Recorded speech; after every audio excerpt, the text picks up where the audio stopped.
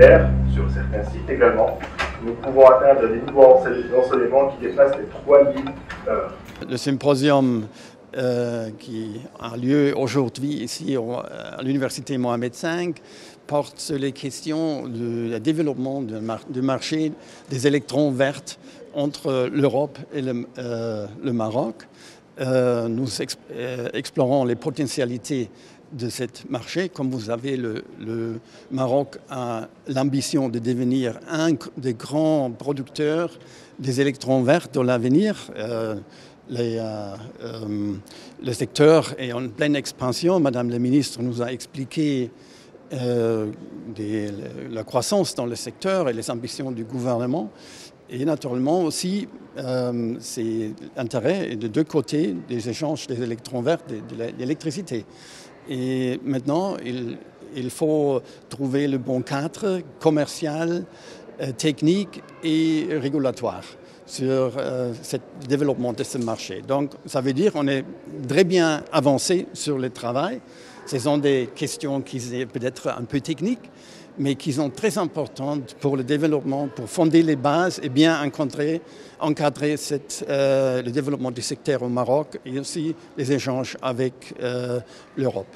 Tout l'intérêt du symposium organisé aujourd'hui, en partenariat avec l'ambassade d'Allemagne au Maroc et avec la participation d'un certain nombre d'experts, que ce soit de l'université, des experts allemands qui sont venus spécialement pour animer ce symposium, mais également de représentants de l'IRSN et de Mazen qui sont là aussi pour donner le point de vue du Maroc.